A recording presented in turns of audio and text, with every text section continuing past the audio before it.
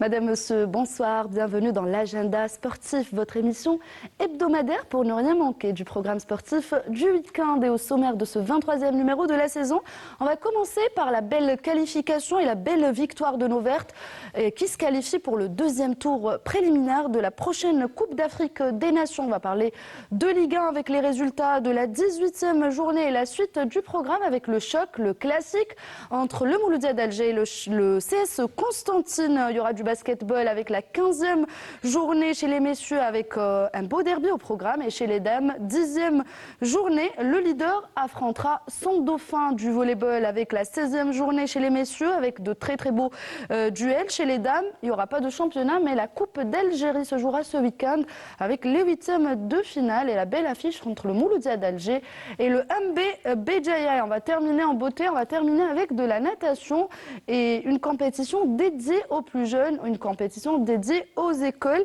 Et on va aussi parler du sport, de la pratique sportive pendant ce mois sacré, pendant le mois de Ramadan.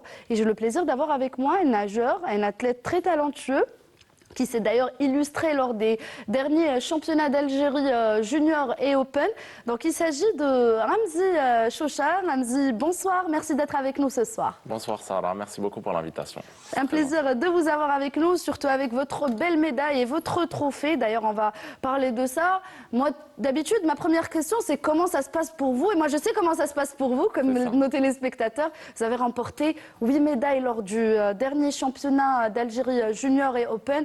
Et un trophée de l'athlète le plus médaillé de cette compétition également. Donc, parlez-nous de tout cela. Déjà, merci beaucoup pour cette invitation et tout ça. Moi, aujourd'hui, je suis très content de mes résultats au championnat national. Donc, j'ai pu, comme vous l'avez dit, gagner cette médaille d'or et une médaille d'argent. Donc, ce qui a permis de contribuer humblement à la victoire aussi du CRB. Donc bien sûr, grâce à aussi l'aide de toute l'équipe, notamment Marwan Mernis qui a battu des records et plein de nageurs dont Balaman, Nefsi, etc. Donc on est très content. Moi personnellement, je suis très content de cette médaille et de ce trophée qui m'a été remis en fin de compétition. Alhamdoulilah. Le CRB a regagné un titre de champion d'Algérie. Donc c'est une bonne chose pour cette saison, sachant que c'est pas la compétition la plus importante de l'année. Bien sûr, il y a les championnats d'été qui sont très importants vu que c'est du grand bassin. Et puis personnellement, c'est des compétitions internationales avec l'équipe nationale et aussi notamment des championnats du monde ou des championnats d'Afrique qui vont arriver prochainement. 8 médailles, c'est quand même énorme, avec 7 médailles d'or Ramzi. Donc qu'est-ce qu'on peut dire par rapport à ces performances? C'est vrai que vous n'avez pas peut-être battu des records lors de ce championnat hivernal, mais ça reste quand même énorme. Vous avez honoré le CRB et l'Algérie aussi, puisque vous êtes en équipe nationale, vous allez représenter l'Algérie dans des compétitions très prochainement. Alors, c'est sûr qu'enchaîner 8 courses sur une compétition de 5 jours, c'est pas forcément quelque chose de facile. Mais alhamdoulilah, Anna, personnellement, je m'entraîne très dur pour faire des résultats comme ça. Et c'est pour ça que j'ai voulu enchaîner des courses qui ne se ressemblent pas forcément. Donc, du 800 crawl, du 200 brasses, des épreuves de 4 nages. Donc, l'objectif, il est entre guillemets atteint. Donc, avec un certain nombre de médailles personnels et qui me permettent en fait de reprendre un certain niveau et qui me donnent de la confiance pour continuer cette saison sportive. Vous avez aussi remporté ce trophée, le trophée de l'athlète le plus médaillé de la compétition. On peut dire synonyme du meilleur athlète de cette compétition également. On peut dire ça aussi, oui, bien sûr. Anna, c'était l'objectif aussi de prendre ce trophée, c'est d'où mon enchaînement de nage. Et ces médailles, en fait, m'ont permis d'avoir ce trophée et ont permis aussi d'avoir plein de médailles aussi pour le club. Ce qui a permis, malgré quelques absences au niveau de notre structure, donc le CRB, Shabab Riyad et Belouizdad, en fait, ça a permis de compenser un peu le manque d'athlètes qui n'ont pas été malheureusement présents. Qui n'était pas là aussi. Hein. C'est ça, Amel Melleh, des noms comme Ben Zidoun, Ben Bara, qui n'étaient pas forcément au rendez-vous aujourd'hui. Mais bon, le CRB est plein de ressources et on a prouvé aussi que même si on était en manque d'effectifs, on a pu avoir des très beaux résultats. Et le CRB qui a terminé première au classement général, en tout cas on reviendra vers vous Ramzi, mais avant cela on va parler un peu du programme de ce week-end et on va commencer par cette nouvelle qui est tombée hier mercredi du tribunal arbitral du sport, le TAS de Lausanne, qui a rendu son verdict donc ce mercredi dans l'affaire du maillot du RS Berkane, donnant gain de cause aux Algériens à l'USM Alger. Donc le tribunal du TAS a décidé d'annuler la décision initiale prise par la Confédération africaine de football qui autorisait le maillot de RS Berkane arborant un symbole politique en violation des règlements de l'instance africaine. Donc cette dernière impose la séparation entre la politique et le sport. Ce verdict est une victoire pour l'Algérie et pour les principes de neutralité du sport et le respect des règlements. Et d'ailleurs, la direction de l'USM Alger a exprimé ses remerciements et sa reconnaissance envers le gouvernement algérien pour les moyens mis en place et le soutien apporté au club dans la défense de sa cause, soulignant ainsi l'engagement ferme de l'État dans la protection des intérêts des clubs algériens sur la scène africaine et la scène mondiale. Donc bravo à l'Algérie, bravo à l'USM Alger. Et voilà, donc c'est le sport et les principes du sport qui l'emportent dans cette affaire-là. Donc c'était le verdict du TAS, du tribunal arbitral de Lausanne. Et on va passer directement à la Ligue 1.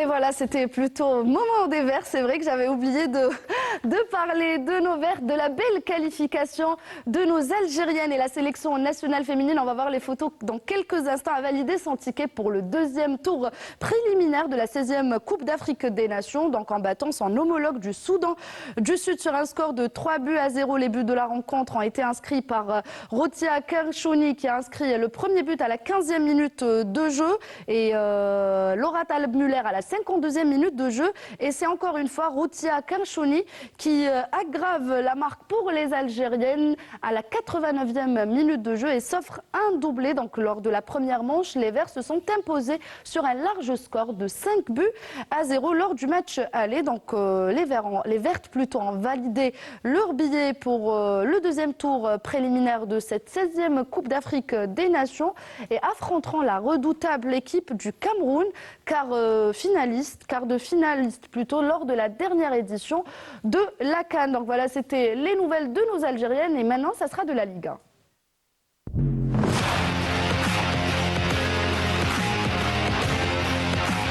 Et 18e journée de Ligue 1 qui a débuté mardi avec la victoire de l'ASO Schleff à domicile dans le derby devant le Mouloudia d'Oran. 1-0. L'ASO Schleff qui rejoint provisoirement la 4e place au tableau. Les Chilifiens ont dû attendre le temps additionnel pour arracher une précieuse victoire grâce à un penalty transformé par le buteur maison, le Togolais Agbagno, donc à la 94e minute de jeu, donc qui conforte du coup sa 2e place au classement des meilleurs buteurs du championnat. Donc voilà, quand vous le voyez, c'était le coach national qui était présent. Ça, c'était lors du match face au Shabab Riyad, du match du CRB plutôt. Au stade Mohamed Ben Saïd de Mostaganem, le SM Mostaganem a renoué avec la victoire en venant à bout de l'USM Khanchla 2-0 dans un match disputé à huis clos. Donc c'était les deux matchs d'ouverture pour la 18e journée qui se sont disputés mardi. Pour parler du CRB, le CRB qui renoue avec la victoire grâce à son succès décroché à domicile ce mercredi face à l'US Biskra sur un score de 2-0, tandis que le 1C Magra a réalisé une mauvaise opération pour le maintien en se faisant accrocher à la maison par l'entente de Sétif. Donc pour la suite de la 18e journée du championnat, donc on aura aujourd'hui plutôt un match qui se joue en ce moment même, le Mouloudia Dalbeyed USM Alger, l'AGS Saoura, Olympique Akbo pour ce qui est du programme du week-end. Donc pour ce qui est de ce vendredi, très belle affiche entre la jeunesse sportive de Kabylie et le Parado Athletic Club. Et le choc, le classico de cette journée se jouera entre le Mouloudia d'Alger et le CS Constantine. Donc ça sera ce vendredi à partir de 19h. Un programme très riche et de très belles affiches. Et je vais demander à mon invité s'il suit un peu le football. Bien sûr, le CRB je suis le CRB. Voilà. Quand on nage au CRB, on supporte le CRB. Pour moi, le CRB, c'est plus qu'une équipe. Ah, donc un fervent supporter. J'ai avec moi un fervent supporter Exactement. du CRB. Donc bravo pour la victoire. Merci beaucoup. Vous avez là le CRB qui a renoué avec la victoire lors de cette 18e journée. On va passer au basketball où avant, il y a le programme, la suite du programme de la Ligue 1. Donc on le voit en image, comme je le disais, la jeunesse sportive de Kabylie jouera face au Parado Athletic Club à partir de 16h45 et le Mouloudia d'Alger défiera le CS Constantine ce vendredi à partir de 19h. Et on passe au basketball.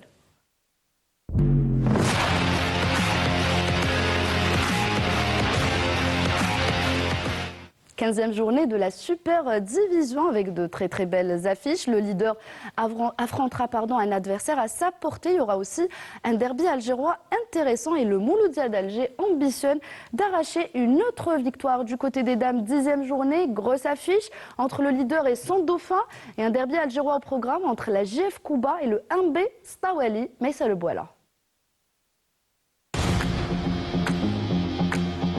Ce week-end, plusieurs rencontres importantes sont au programme en Super Division messieurs et en National 1 Dame, avec des enjeux majeurs pour la suite de la saison.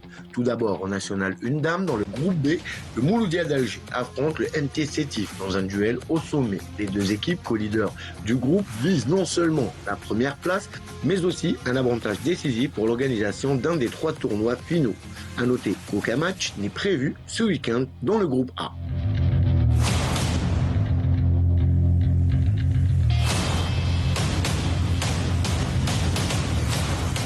En Super Division messieurs, le NB Stawali accueille le CS Tlemcen, une rencontre qui promet une belle opposition de style entre une équipe locale solide et des visiteurs ambitieux, alors que de son côté, l'USM Alger croisera le fer avec l'UNISA.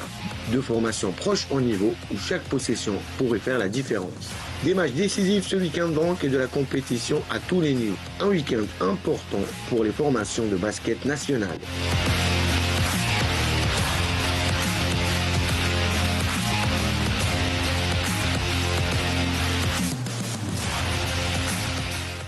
Et c'était plutôt un sujet de Fethi Bendali et pourtant on n'est toujours pas en mois de Ramadan. Donc je m'excuse pour cette erreur et on va passer au sujet de Maïssa Le Voilà avec, après ce jingle, volleyball.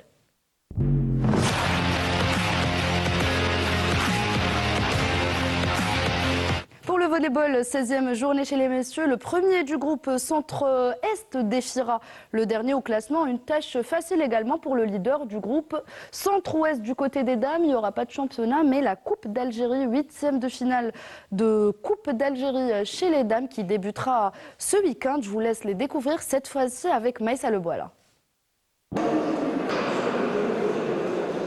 La 16e journée du championnat d'Algérie de volleyball s'annonce décisive tant pour la course au titre que pour le maintien. Dans le groupe centre-est, le leader, la JSC ou la Daadouane, vise une victoire sans accroc face à la lanterne rouge, le MP Béjaïa. Tandis que l'OMK El Milia et Nit El Abed tenteront de consolider leur place sur le podium. De son côté, le Stejnent veut se rapprocher du haut du classement. À l'ouest, le Watlemcen a pris une courte avance après sa victoire contre la JSB Iram, mais reste sous la menace du Mouloudia d'Alger qui joue gros face à la JS Messelmoun. Derrière, la lutte pour le maintien se complique pour le MBB Jaya et l'Olympique Al-Qsar, derniers de leurs groupes respectifs et en manque criant de points. Pour les dames, les 8e de finale de la Coupe d'Algérie promettent plusieurs belles affiches à Béjaïa, véritable bastion du volleyball féminin. 3 équipes locales seront en lice, notamment lors du derby entre le NC Béjaïa et l'AFC Béjaïa à Blida. La compétition sera tout aussi disputée, avec des confrontations équilibrées comme le NR Chlef et l'USM Blida Centre. De leur côté, l'US Bni Oultilen et l'USM Le Bouakhi tenteront de décrocher lors d'une opposition matinale à Sétif. Enfin, le Mouloudia d'Alger affrontera le MB Béjaïa dans un duel qui promet du beau spectacle dans la ville de Tizi Ouzou. Voilà, c'était le programme du volleyball. De très très belles affiches chez les messieurs et je vous laisse les découvrir en images.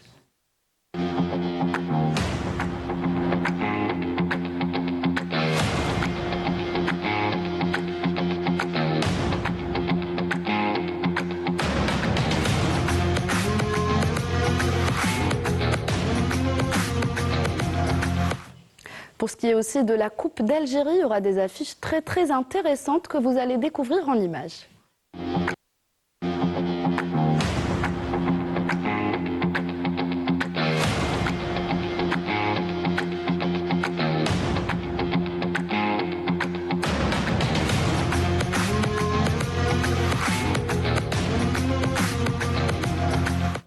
Et on va parler à présent de natation.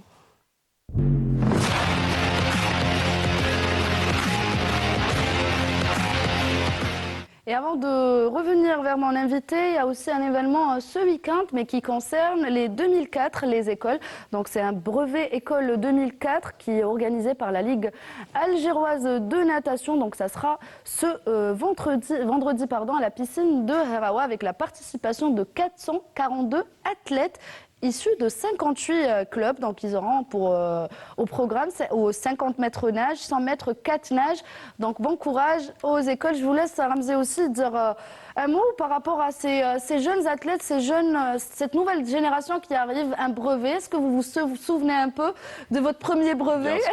Le brevet, c'est comme un bac pour tout le monde. Oui. Là, c'est comme un diplôme qui nous permet de valider quelque chose et qui nous permet d'aller vers du niveau de compétition. Donc c'est vraiment une compétition importante pour ces jeunes. Anna, je leur souhaite de réussir à cette compète et de surtout faire le meilleur résultat possible et nager correctement. Parce que le but, c'est pas de nager très vite, c'est de bien nager.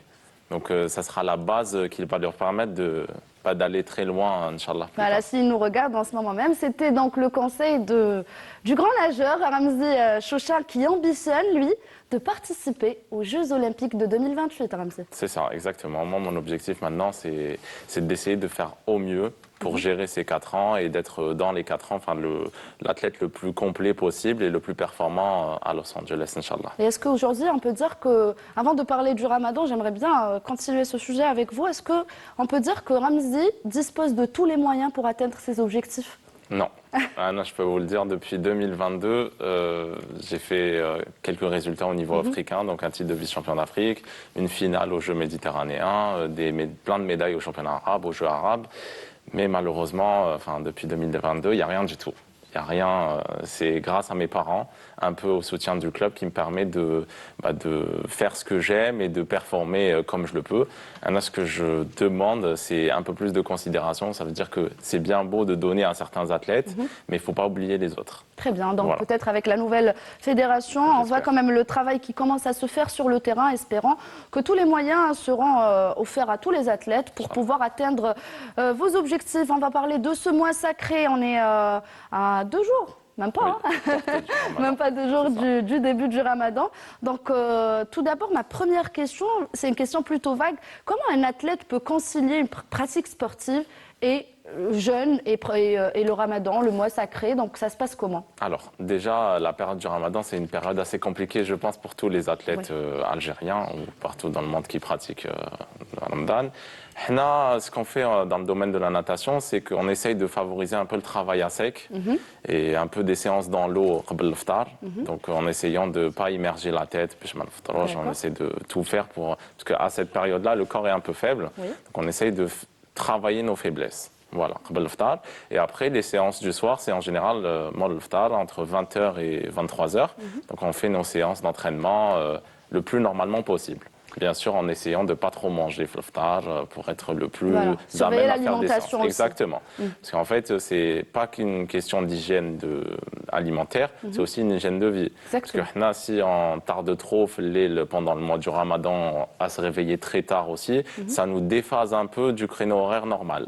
Et finalement, après Ramadan, on se retrouve un peu perdu à se réveiller le matin, à être performant à la natation pendant les séries sur des compétitions. Donc pour moi, l'aspect le plus important, c'est de garder les mêmes fuseaux horaires qu'à l'année. Bien sûr, ça va être compliqué parce qu'il faut jeûner toute la journée, mais il faut essayer de faire au mieux pour adapter notre vie quotidienne, faire le mois. Très bien, vous avez parlé d'essayer d'adapter, d'essayer de maintenir ce rythme, mais pendant le mois sacré, on a tendance à avoir un sommeil plutôt perturbé, les horaires changent et on a une horloge biologique déséquilibrée. Comment vous faites pour gérer ce côté-là? Là, ce qu'on fait, c'est que c'est toujours compliqué de gérer le point. Honnêtement, est-ce que vous arrivez à dormir tôt? Franchement, j'essaye. D'accord. Alors, il y a des jours, bien sûr, où il y a Sahara et tout, où on peut sortir, où on peut aller voir notre famille, comme je pense Galad à les autres familles. C'est compliqué. Oui. Mais on essaye de faire au mieux pour essayer de dormir au lieu de minuit, 1h. Essayer de ne pas trop tarder. Parce que le sommeil le plus important, c'est entre 22h et 2h du matin. C'est le sommeil réparateur. Donc, si on n'arrive pas à gérer la chose, pour 5 jours, ça passe. Mais sur un mois, je pense qu'à la fin du ramadan, ça crée énormément de fatigue. Et personnellement, ce que je fais, c'est que j'éteins le téléphone à minuit, 1h du matin pour essayer d'aller dormir. Astuce d'un champion. Exactement. Au haka, après, derrière, le matin, j'essaie de me réveiller vers 9h30, 10h au maximum. Comme ça me permet de faire de l'activité sportive le matin et ça me permet aussi d'en faire l'après-midi, travailler la souplesse, essayer de faire quelque chose pour ne pas faire que dormir. Très bien. Parce que quand on est athlète de haut niveau, en général, on a soit les études à côté, on n'a pas la possibilité de travailler. Est-ce que ça vous dérange? Vous êtes étudiant en même temps, qu'est-ce que vous faites en parallèle? Donc, comment vous essayez de gérer tout cela? Et là, surtout avec le ramadan, donc comment vous allez essayer de gérer tout ça? C'est une question d'organisation. Alhamdoulilah, j'ai fini mes études il y a 1 an et demi. Donc, je me rappelle que pendant la période, j'essayais de travailler au maximum dans la journée et pas laisser tout à la fin. En général, on a tendance à laisser tout qui nous bien. Mais moi, ce que j'ai fait, c'est d'essayer de faire le contraire. C'est-à-dire que la journée, elle est vide un peu quand on est étudiant. Donc, j'essayais de tout faire la journée. Haka, le soir, j'ai mon entraînement. Je me concentre sur ce que j'ai à faire. Et puis derrière, si je veux discuter avec des amis, si je veux profiter de ma famille, ça sera le petit moment de la soirée, un peu tous les jours. Vous avez 27 ans, Ramzy, donc c'est pas votre premier ramadan. Et c'est pas votre premier ramadan, surtout en tant qu'athlète professionnel. Est-ce qu'on peut aujourd'hui parler de l'impact du jeûne après le ramadan? Vous avez parlé de cette fatigue. Peut-être il y aura même des blessures avec le changement de rythme, changement d'alimentation, l'horloge biologique qui est déséquilibrée, même si vous arrivez à gérer, mais dormir à minuit, se réveiller à 4h du matin pour manger, se rendormir par la suite. Donc c'est tout un chamboulement que subit l'athlète pendant ce mois sacré. Parlez-nous un peu de cet impact après le ramadan. Vous faites comment pour vous réadapter à la situation, à la normale? En fait, comme je vous l'ai dit, Anna, j'essaye déjà pendant le ramadan de limiter la casse, donc d'essayer de me lever tôt, de dormir tôt. Mais après, ce qu'il faut faire après le ramadan, c'est surtout de se réacclimater directement à des fuseaux horaires normaux. C'est-à-dire que se réveiller tôt, dormir tôt, ne plus dormir jusqu'à minuit ou quelque chose comme ça, et essayer de bien boire de l'eau, beaucoup s'hydrater. Parce qu'en fait, on a tendance à pas négliger. Voilà, surtout quand il fait frais, quand il fait bon, on néglige. On a tendance à négliger ce point-là. Anna, je suis suivi un peu au niveau nutritionnel, donc je m'y connais bien avec mes entraîneurs. Donc, on essaye de favoriser l'aspect hadaya parce que, en fait, on a tendance à négliger plein de choses pendant le mois du ramadan. Parce qu'on est fatigué, tout est chamboulé. Donc c'est juste essayer de se réacclimater vers quelque chose de concret, de bien carré, bien s'hydrater, bien manger à la bonne heure, dormir à la bonne heure aussi. Et puis voilà, en général, ça prend 5 jours pour essayer de se réadapter. Voilà. Exactement. Eh ben, je vais revenir vers vous pour parler de ce que vous faites pendant vos journées et vos soirées ramadanesques. Et avant cela, on a une petite rubrique, donc Mémoire du sport. Aujourd'hui, on célèbre l'anniversaire du décès de Salah Larbès, ex-défenseur qui a joué pour l'équipe nationale. On vous laisse le découvrir dans ce sujet signé Shafiq Aïnaoui.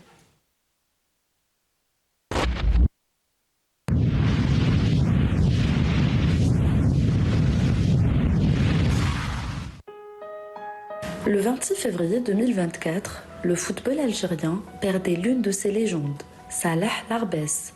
Né le 16 septembre 1952 à Teqsraïn à Alger, il restera à jamais gravé dans l'histoire de la jeunesse sportive de Kabylie et du football national. Défenseur emblématique, il a consacré toute sa carrière à la JSK, où il a évolué de 1971 à 1987. Avec les Canaries, il a remporté 8 championnats d'Algérie, 2 Coupes d'Algérie et surtout la Coupe d'Afrique des clubs champions en 1981, un sacre continental qui a marqué l'histoire du club. Sous le maillot de l'équipe nationale, il a été sélectionné à 46 reprises entre 1974 et 1982, participant aux Jeux Olympiques de Moscou en 1980 et à la Coupe du Monde en 1982 en Espagne, où l'Algérie a marqué l'histoire en battant l'Allemagne de l'Ouest. Un an après sa disparition, Salah Larbès reste une icône du football algérien. Un joueur qui a marqué son époque par son talent.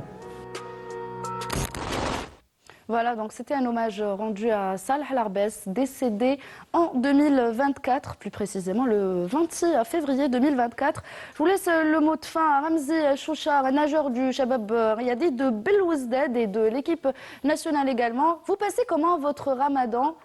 Alors, Anna, le ramadan. La journée et la soirée aussi. Hein. Anna, la journée, je fais une séance dans l'eau. Oui, je fais des travaux de battement, des travaux d'appui. Là, on ne parle pas de Ramzi l'athlète. Hein. Oui.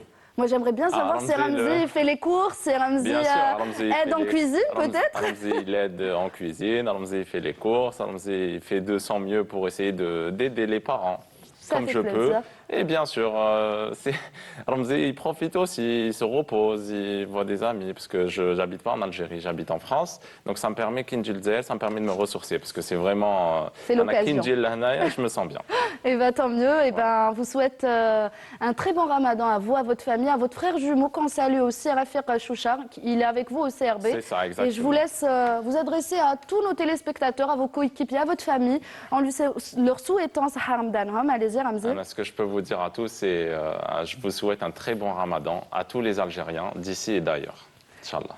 Eh ben, Inch'Allah. Merci encore une fois, Ramzi. Merci beaucoup, Yatek Saha. Merci pour un plaisir de vous avoir avec nous. Merci à vous, nos chers téléspectateurs. Je vous dis aussi, Sahar Ramadankom, très bon ramadan à tous. Restez branchés sur Canal Algérie tout de suite, le journal de l'information. Au revoir.